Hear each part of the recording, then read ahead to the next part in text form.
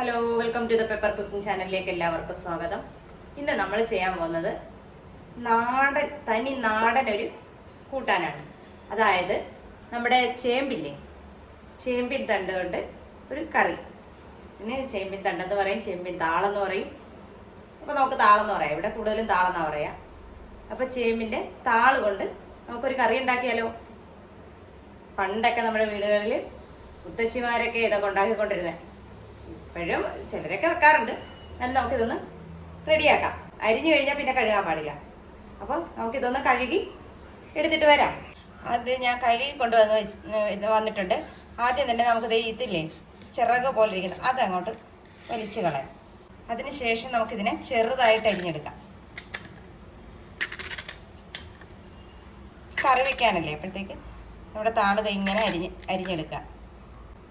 അപ്പം കഴുകി വൃത്തിയാക്കിയ കൗണ്ടർ ടോപ്പിലേക്കാണ് ഞാനിത് അരിഞ്ഞിട്ടത്. ഇനി നമുക്കിത് ഓരോന്നും ഇതിൻ്റെ നാര് കളഞ്ഞെടുക്കാം. ഇനി നമ്മളിത് കഴുകത്തില്ല.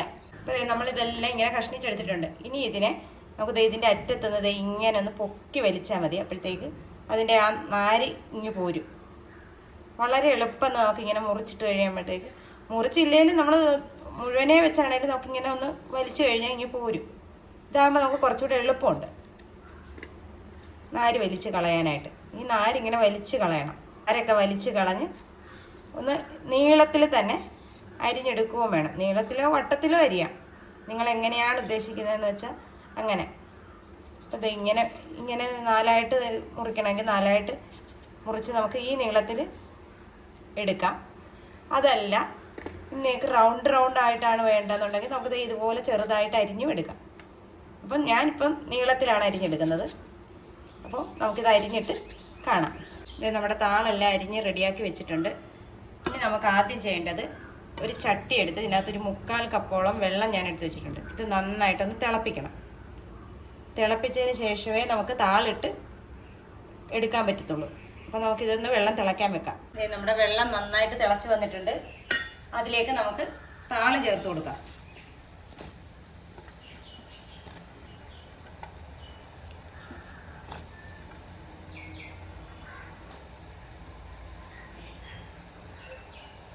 താള് ചേർത്ത് നമുക്ക് മൂടി വയ്ക്കാം. നന്നായിട്ടൊന്ന് വേഗട്ടോട്ടിക്കുന്നു. നമുക്ക് ഒരു താള് കറിക്ക് ആവശ്യമായ അരപ്പ് റെഡിയാക്കാം. അതിനായിട്ട് ഞാനിവിടെ അരമുറി തേങ്ങ എടുത്തിട്ടുണ്ട്. അത് ചേർത്ത് കൊടുക്കാം. അതുപോലെ തന്നെ ഒരു 4 ചുവന്നുള്ളി, ഒരു നുള്ള് നല്ല ജീരകം, ഇച്ചിരി മഞ്ഞൾപ്പൊടി, ഇത്രയും കൂട്ടി നമുക്ക് നന്നായിട്ടൊന്ന് അരച്ചെടുക്കാം. നമുക്കിത് ഒരു സ്വല്പം പിഴുപുളി വെള്ളത്തിലിട്ട് വെച്ചിട്ടുണ്ട്. ഇതോടെ നമുക്ക് ചേമ്പിനകത്തോട്ട് ചേർത്ത് കൊടുക്കാം. അപ്പോൾ നമ്മുടെ ചേമ്പിൻ താള് നന്നായിട്ട് വെന്തിട്ടുണ്ട്. അതിലേക്ക് നമുക്ക് പുളി ചേർത്ത് കൊടുക്കാം. പുളി ചേർത്ത് കഴിഞ്ഞിട്ട് ഒന്ന് തിളച്ചോട്ടെ, എന്നിട്ട് നമുക്ക് അരപ്പ് ചേർക്കാം. അപ്പോൾ നമ്മുടെ താള് പുളിയുമായിട്ട് നന്നായിട്ട് തിളച്ചിട്ടുണ്ട്. നമുക്ക് ഇതിലേക്ക് അരപ്പ് ചേർത്ത് കൊടുക്കാം. നന്നായിട്ട് അരയണം, എന്നാൽ മാത്രമേ നമ്മുടെ താള് കറിക്ക് ഒരിത് കാണത്തുള്ളൂ. എന്നാൽ ഒത്തിരി വെള്ളവും നമുക്ക് ഇതിനകത്ത് ചേർക്കാൻ പറ്റത്തില്ല. ഒരു എന്താ പറയുക, കുറുകിയ പരുവത്തിലിരിക്കണം നമ്മുടെ കറി. ഒത്തിരി വെള്ളമായി കഴിഞ്ഞാൽ ആ കറിയുടെ ടേസ്റ്റ് അങ്ങ് മാറിപ്പോകും. നമ്മൾ അരപ്പ് ചേർത്ത് കഴിഞ്ഞാൽ അരപ്പ് തിളയ്ക്കാൻ പാടില്ല. നമ്മൾ കൈ എടുക്കാതെ ഇളക്കി കൊടുത്തുകൊണ്ടേയിരിക്കുക. നമ്മുടെ കറി ഒരു നല്ല കുറുക്ക് പരുവത്തിൽ വേണം ഇരിക്കാൻ. ഒരുപാട് ചാറാകാൻ പാടില്ല. ഒരുപാട് ചാറായി കഴിഞ്ഞാൽ ആ കറിയുടെ ടേസ്റ്റിന് വ്യത്യാസം ഉണ്ടാവും. അപ്പം എല്ലാവർക്കും അറിയാവുന്നൊരു കറിയാണ് ചേമ്പിൻ താള് കറി. ചിലർ നല്ലോണം ചാറിൽ, നമ്മൾ തക്കാളിക്ക് ചാറ് വയ്ക്കുന്ന കണക്ക് നല്ലോണം അങ്ങനെ ചാറ് വയ്ക്കാറുണ്ട്. കുറുക്കി എടുക്കുന്നവരുണ്ട്. അപ്പോൾ പല രീതിയിലും ചെയ്യും. കുറുക്കി എടുക്കുമ്പോൾ അതിൻ്റേതാകുന്നൊരു ടേസ്റ്റ് കിട്ടും. ഇച്ചിരി നീണ്ടു പോകുമ്പോൾ അതിൻ്റേതാകുന്ന ടേസ്റ്റ്.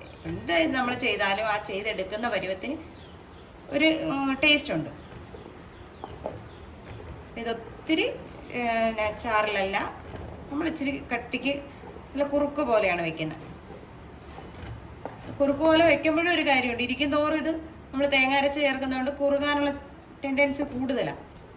അപ്പം അത് കണക്കാക്കിയുള്ള കുറുകൽ നമ്മൾ കാണണം.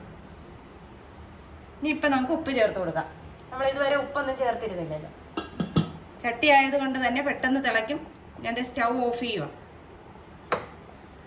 നമുക്ക് ഇനി ഇതിനകത്തോട്ട് ചെറിയൊരു താളിപ്പൂടെ ഉണ്ട്. നമ്മളിത് ചട്ടി അടുപ്പത്ത് വെച്ചിട്ടുണ്ട്. അതിലേക്ക് ഒരു ശകലം എണ്ണ ഒഴിച്ചു കൊടുക്കാം, വെളിച്ചെണ്ണ. നമുക്ക് താളിക്കാനുള്ളതാണ്. അപ്പം അറിയാമല്ലോ താളിക്കാൻ എന്തൊക്കെയാണ് വേണ്ടതെന്ന്.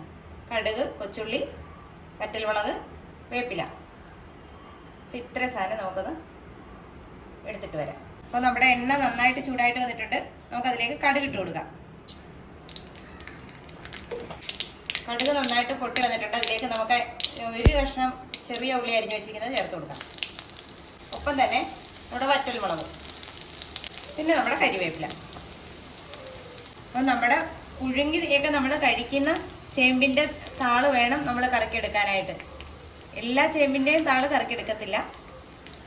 അപ്പോൾ അത് നമുക്ക് അറിയാമല്ലോ, നമ്മൾ പുഴുങ്ങി കഴിക്കുന്ന ചേമ്പിൻ്റെത് താള് ഏതാണെന്ന് വെച്ചാൽ അത് എടുത്തിട്ട് ഇങ്ങനെ ഒന്ന് കറി വെച്ച് നോക്കണം. അടിപൊളി ടേസ്റ്റാണ് ഈ കറിക്ക്. ഇതൊക്കെ നമ്മുടെ ട്രഡീഷണൽ അല്ലേ, അതൊക്കെ ഒന്ന് ചെയ്ത് നോക്കാം. അപ്പോൾ ഇത്രയേ ഉള്ളൂ നമ്മുടെ കറിയുടെ പരിപാടി. നിങ്ങൾക്ക് വേണമെങ്കിൽ ഒരു സ്വല്പം മുളക് കൂടി ചേർക്കാം. ഇനി നമുക്കിത് നമ്മുടെ കറിയിലേക്ക് ഒഴിക്കാം. അപ്പോൾ ഇതേ നമ്മുടെ ചേമ്പിൻ താള് കറി റെഡി ആയിട്ടുണ്ട്. അപ്പോൾ എല്ലാവരും ഇതുപോലെ ഒന്ന് ട്രൈ ചെയ്ത് നോക്കുക. വീഡിയോ ഇഷ്ടമായാൽ ലൈക്ക് ചെയ്യാനും ഷെയർ ചെയ്യാനും കമൻറ്റ് ചെയ്യാനും മറന്നു പോകരുത്. അപ്പോൾ നല്ലൊരു വീഡിയോ ആയിട്ട് കാണുന്നവരെ ടാറ്റാ, ബൈ ബൈ.